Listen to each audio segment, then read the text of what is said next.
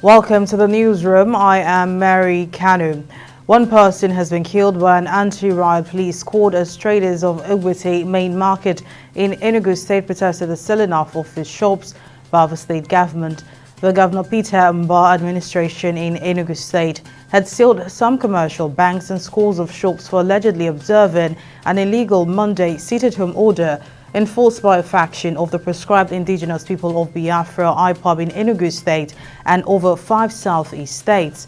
In protest, traders whose business premises were sealed trooped out on Wednesday to express their displeasure over the development. The presidency has said that federal universities in the country remain tuition-free. Some federal universities and unity schools recently announced the hike in school fees for freshers and returning students. The development led to an uproar on social media platforms amid the ballooning cost of living and soaring inflation caused by some of the federal government's recent economic policies.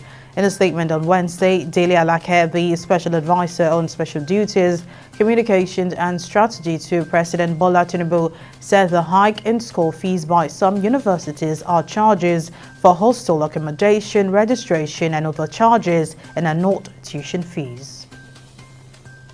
In a bid to resolve the ongoing strike by the National Association of Resident Doctors of Nigeria, NARD, the Speaker of the House of Representatives, Abbas Tajuddin, has had a night meeting with President Bola Tinubu.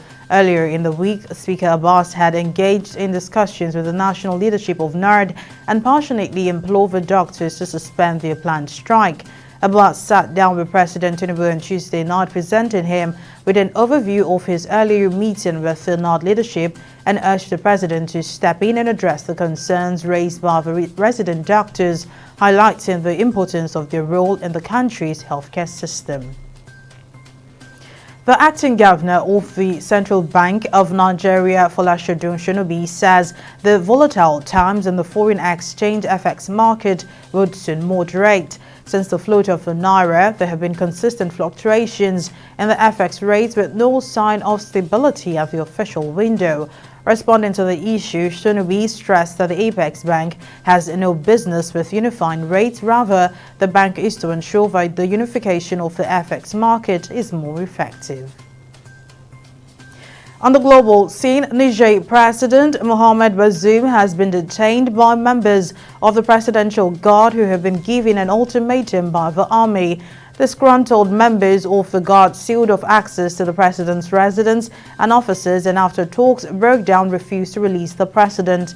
In a message on Twitter, which is being rebranded as X, the president's office said elements of the Presidential Guard had a fit of temper and tried unsuccessfully to gain the support of the National Armed Forces and the National Guard.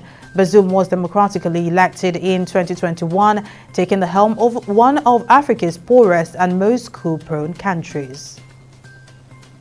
In sports, Lionel Messi scored 2 first-half goals and assisted another to lead Inter Miami to a 4-0 dismantling of Atalanta United and advance to the knockout stage of the League's Cup.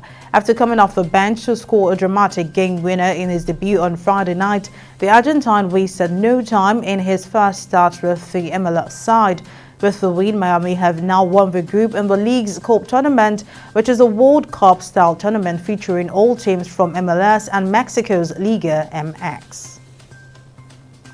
That's the latest from the newsroom. Thank you for watching. I am Mary Kanu.